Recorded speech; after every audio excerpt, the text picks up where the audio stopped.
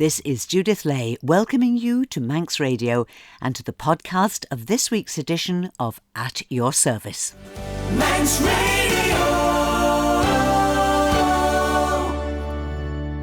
This week we're celebrating a big anniversary here on the island, and in the life of the church we consider the final part of the Christmas story, the coming of the Magi, those mysterious figures from the east who followed a star that led them to the child Jesus. There's some wonderful music that tells the story of the Magi or the wise men, and I'll be featuring some of it during our programme, starting with this hymn, As with gladness men of old did the guiding star behold.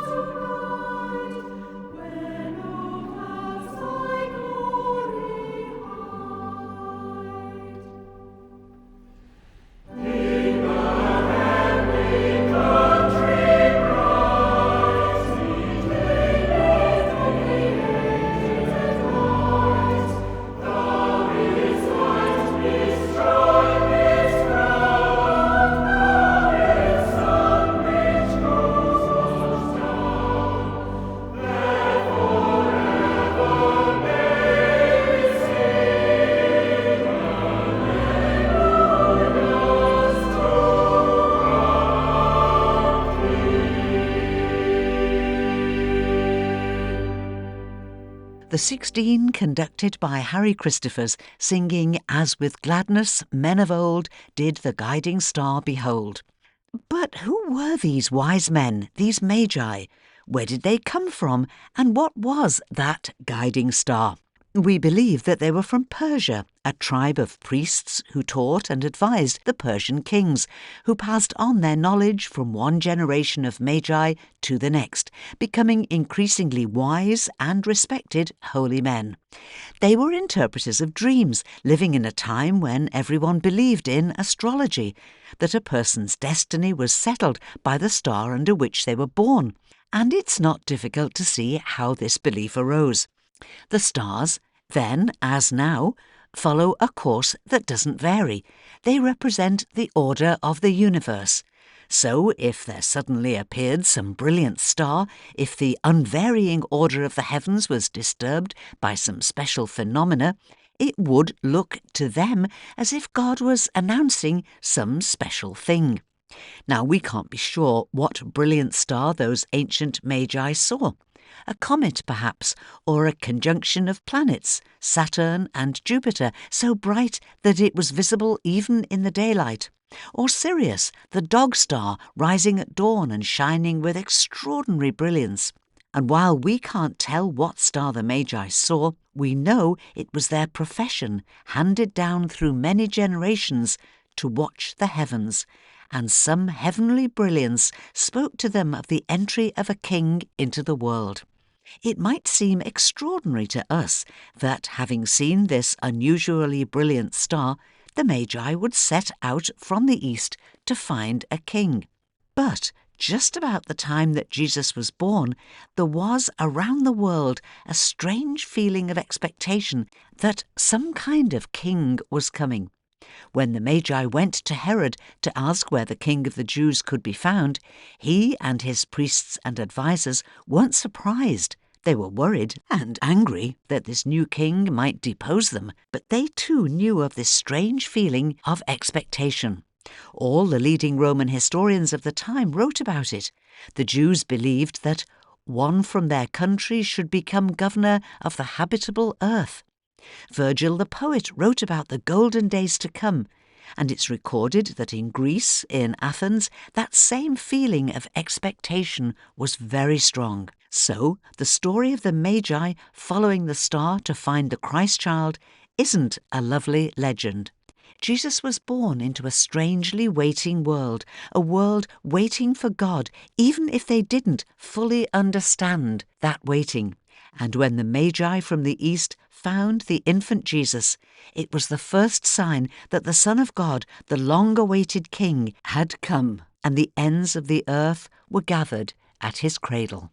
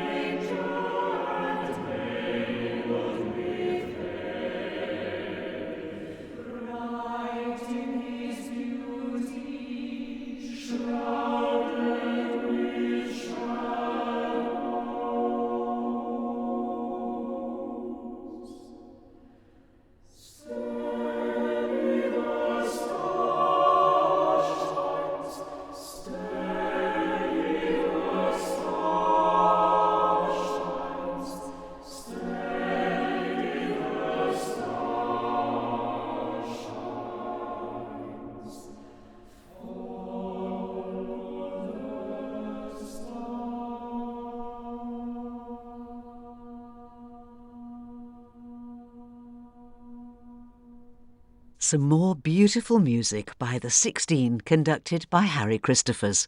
The Wise Men and the Star is a musical setting by Oliver Tarney of words by Lucia Quinault. Words reflecting the unwavering focus of the wise men as they travelled through a winter landscape to reach the manger. And then that hushed final verse as they reach the source of all starlight. Now, when it comes to things to do with work, I have to confess, I am a dreadful hoarder. I keep absolutely everything. But it does have some advantages. It means that I can delve into my archive of these Sunday morning programmes and find gems like this one, a carol we must sing at this season of the year. But this is a recording I made in Foxdale School at Christmas in 2007. The head teacher at the time, Mr. Stuart Lambie, is the guitarist, and sadly I don't have the names of the young singers, but I wonder, is there anyone here that you recognise? We three kings of Orient are, bearing gifts we traverse afar, field and fountain, moor and mountain, follow we under star. Oh, star of wonder, star of night, star with royal beauty bright, westward leading, still proceeding, guide us to thy perfect light. Born a king on Bethlehem plain, gold I bring to crown him again, king forever, ceasing never, over us all to reign. Oh, star of wonder, star of night, star with royal beauty bright, westward leading, still proceeding, guide us to thy perfect light. Frankincense to offer have I, incense urns a day at nine, prayer and praising, and raising, worship him God most high. Oh, star of wonder, star of night, star with royal beauty bright, westward leading, still proceeding, guide us to thy perfect light. Mary is mine, his bitter perfume, breathe a life of gathering gloom, sorrowing, sighing, bleeding, dying, filled in a stone-cold tomb. Oh, star of wonder, star of night, star with royal beauty bright, westward leading, still proceeding, guide us to thy perfect light. Glorious now, behold him arise, King and God and sacrifice. Heaven sings hallelujah, hallelujah, the earth replies. Oh, star of wonder, star of night, star with royal beauty bright, westward leading, still proceeding, guide us to thy perfect light. A recording made in Foxdale School at Christmas in 2007. If you can identify any of those young singers, I'd love to know. In that same year, I did some recording at the carol service in the Methodist Church in Peel, where Sue Collins gave us this lovely retelling of the coming of the kings through the eyes of Joseph. Joseph stood one night at the stable door. He'd been to the well for water, but he couldn't go in, not just yet. The night was cold and clear. It was exhilarating and yet peaceful to stand for a moment before joining his loved ones inside. From this little distance he stood, savouring the sweet communion of the stable. And now the 40 days had passed. Tomorrow they must take the little Jesus and travel to the temple, there to redeem him with an offering. After that, Joseph reasoned it would be well to come back to Bethlehem and find work until the baby was old enough to attempt the treacherous journey back to Nazareth. Would the star follow them, he wondered? Would it continue to blaze above their heads like a torch to light the way? Taking up the cool, bulging skins of water, he was about to go in when he heard the pluck of approaching hooves and the jingle of harness, and saw, flowing slowly down the pathway from the inn, 3 camels. He paused. Rich merchants, evidently. Dark princes from some far country. And it flashed through his consciousness that it was strange they'd not summoned a servant to stable their mounts instead of riding themselves down from the inn. Joseph turned hastily, not wishing to be seen, and was about to duck into the cave when one of them called to him. "Wait! You there in the doorway?" The camel drew nearer. "Tell me, is this the place where the new child lies?" Joseph stood rigid, silent in the grip of a terrible apprehension. "Of course it is. It has to be." The second rider was making a gesture of triumph towards the star. "See, it no longer moves." "But a stable." The third rider drew abreast.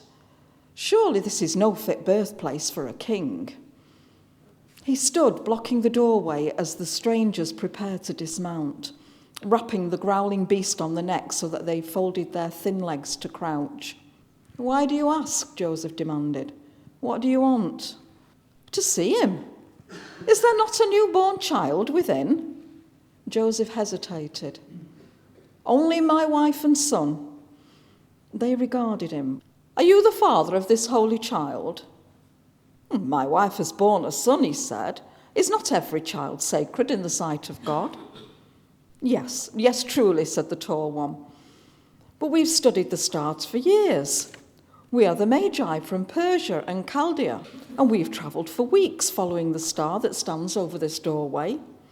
It has become the sole purpose of our existence, my friend, to see him, if only for a few minutes.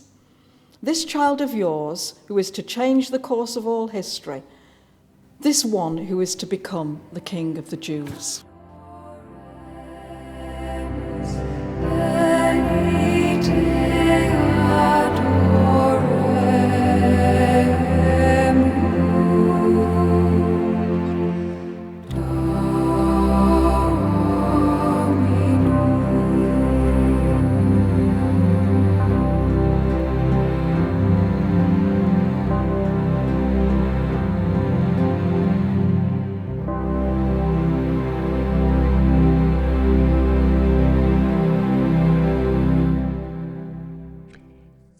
Sue Collins told us of the coming of the Magi through the eyes of Joseph, a recording made in the 2007 Christmas Carol service in Peel Methodist Church. Now, I promised you an anniversary celebration, and for this I welcome my special guest today, Chris Wildman. The actual anniversary hasn't happened yet, but I'm starting the celebrations early so that you can have the chance to join the party, which will be at 10 o'clock next Sunday morning at the Cat with No Tail pub on Governor's Hill here in Douglas. We're celebrating 30 years of Sunday at 10, the service held each Sunday morning in the Cat with No Tail pub. Now, it has to be said that when this started in 1995, a church service in a pub was quite a radical idea. This was during the time when Bishop Noel Jones was Bishop of Soder and Man, and he gave his enthusiastic support to Reverend Garth Grinham, at the time the Vicar of St Ninian's, when he suggested that a service where people were living on the Governor's Hill housing development might be a good forward move. In this, Reverend Garth was joined by other members of different Christian denominations at the time, who were all keen to lead services on a rota basis, and because they all came from different Christian traditions, this made the Sunday at 10 services naturally ecumenical. Chris Wildman is a reader in the Anglican Church and part of the present leadership team that works together to offer a warm welcome each Sunday morning at 10 at the Cat with No Tail pub. Chris, good morning and welcome. Good morning. Now, it's quite a story, isn't it, Chris? It is. It's a real privilege to come into something which has gone through 30 years with really quite an impact and quite a success at different times. We've taken over leadership from John Guilford, who was a well-known figure on the island who ministered in several churches. Before him was Jim and Judy Noakes, who everybody looks up to and admires so much. Judy is hoping to join us for the anniversary, and we'll be really looking forward to seeing her, because the Cat with No Tail at that time hosted a church which ran an effective Sunday school, ran a mum and tots group, craft group, had a Christmas fair with people queuing round the block to get in. Really, it's heyday. I would say it's a tough act to follow, but fortunately, my calling is to follow Jesus, which takes the pressure off. People have been, at this anniversary time, have been sharing with you some thoughts about what attracted them. What have people been saying, Chris? Yeah, it's been great to talk to people who were there right at the start. We had one chap who was there right at the start, then had to stop attending because his wife suffered from dementia and he couldn't be there for several years. In fact, for probably 15 or 20 years. But he's back with us now, and he recalls the excitement of starting a church in a non-religious building, which was unheard of at that time. And he went along and really enjoyed the fact that there was an informality, although it was still a sense of dignified, respectable service, but it was informal. There wasn't lots of robing and lots of trappings. And he found that enabled him to simply focus on engaging in the worship and not being distracted by the externals. And the fact that different churches were all actively cooperating together really was something that stood out to him. And I think it's part of our DNA. People talk about church unity all the time. It's a great big discussion point. But the Cat with No Tail church is a lovely example of different churches all agreeing together to do something and actually doing it and carrying it out in a way that has worked and is still here 30 years later. So hats off to those who conceived the idea and those who built and laid the foundations. If they hadn't laid the foundations right, we'd be all over the place and wouldn't exist by now. But somebody back in the past, and Garth Grinham is a name that comes to mind, along with Leslie Guthrie from the St Andrew's Church, who had a lot to do with it, and the Methodist Church. And people have also mentioned Canon Alfio, I think it was, from the Catholic Church. And they're genuinely grateful and remember all the input these people had. And these people actually put their money where their mouth was and gave their time and effort to building something that was not for the benefit of them or their denomination, but just to be a Christian presence in the Governor's Hill estate. And they built well. I feel part of the Cat's DNA is that we are a welcoming church and a caring church. People don't look round disapprovingly if there's some distraction to the service. We all maintain quite a good sense of humour. And genuinely, anybody and everybody is welcome.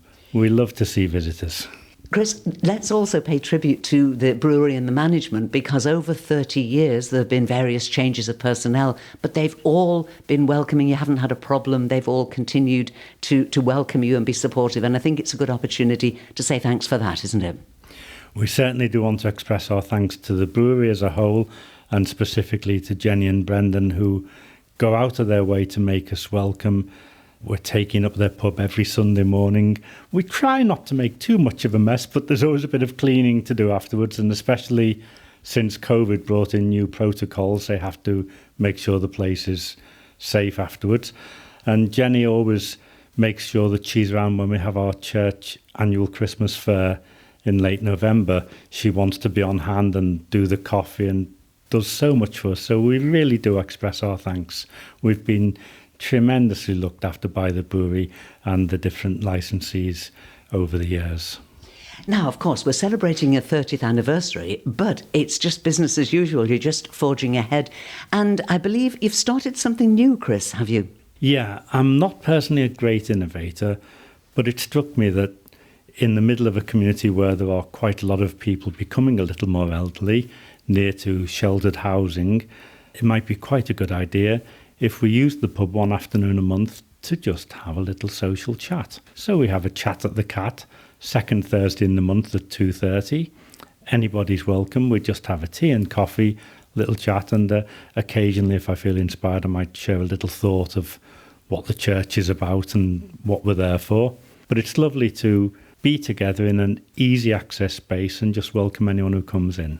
So we're having this conversation now in advance of the actual day. The actual anniversary is next Sunday, the 18th. So wouldn't that be a wonderful opportunity for new people to put their head around the door and experience Sunday at 10 at the Cat. So next Sunday, how about a huge crowd to help you celebrate your 30th anniversary? We are looking forward to it. Bishop Tricia is coming along to speak. St Andrews are sending a representative, and St Ninians have actually cancelled their morning worship service for that day so that they can come along and join us. And there are other invited guests who've been part of it right from the start. So we're looking forward to all being together to celebrate, and anybody who wants to is more than welcome to pop in then or any other Sunday at 10. Chris, very, very happy anniversary to you and to everybody who has built up this very, very special outreach. Sunday at 10 at the Cat with No Tail. Thank you very much indeed, Chris Wildman, for talking to us this morning. Thank you, Judith. You may have heard on the news last Sunday of the death of Eva Schloss, a Holocaust survivor and the stepsister of Anne Frank. I'll be paying tribute to a truly remarkable woman on this programme on January the 25th. I've chosen this date as it's the nearest one to the worldwide Holocaust Memorial Day. It'll be another chance to hear the talk given by Eva Schloss when she visited the island in the spring of 2010. And now, before we're beaten by the clock, let's take a look at our notice board, where there's lots happening. Port Erin Gospel Church have a visiting evangelist from Northern Ireland who'll be speaking at all their services for the next 2 Sundays. That's today and next Sunday, the 18th. He is Noel Shields, and services in Port Erin Gospel Church are each Sunday at 11:30 a.m. and 7 p.m, with a warm welcome for everyone. Peel Methodist Chapel in St Mark's invite you to join them this evening for Taizé-style worship, a peaceful, prayerful service tonight at 6:30. On Thursday the 15th, there'll be a simple but delicious lunch served in the Cool Chapel Hall on Cool Road at the top of the Business Park in Braddon. That's this Thursday from noon until 2 p.m. Homemade soups and desserts followed by tea or coffee. Good food and fellowship and a warm welcome for everyone. On Thursday the 15th, there's a plough service in Bagarrow Chapel on the main road just outside Kirkmichael. It'll be led by Gareth Moore, starting at 7:30 with refreshments afterwards. Howard Parkin is giving a talk on the dark skies of man on Friday the 16th of January in Baldrine Methodist Hall. That's this Friday night, starting at 7:30 with light refreshments afterwards. Admission is free, but donations would be welcome, as all the proceeds from the evening will be given to charity. The Londu Male Voice Choir is giving a concert in Ballakilferrick Chapel on Saturday the 17th at 2 p.m. Entry is £7.50, payable on the door, and includes a buffet. Seats have to be reserved in advance, please, because this will be a popular concert and the chapel isn't huge. So please reserve your seats by messaging Ballakilferrick Chapel via the chapel's Facebook page. There's going to be a wonderful concert by Manx Festival Chorus in St George's Church here in Douglas next Sunday afternoon at 3 o'clock. A beautiful mix of contrasting music from Mendelssohn, Vaughan Williams and Bob Chilcott, with guest soloists Matthew Quinn, Richard Costain, Ruth Tickle and Jane Corkill, all conducted by John Riley. It's pay at the door, no need to book, just £10 for adults and all students £2. And finally, the Mariners Choir will be in Colby Methodist Church next Sunday evening at 6:30, when the preacher will be Mrs. Rita Norrie, with, as always, supper and community hymn singing to follow. And that's all we've time for now, but I'll be back tonight at 9 o'clock with Sundown, and I'd love you to come and join me in our virtual lounge for a great selection of easy listening music, plus your requests and dedications. And so, till whenever we meet again, this is Judith saying thank you for listening and wishing you and those you love a blessed and peaceful week and a very good morning.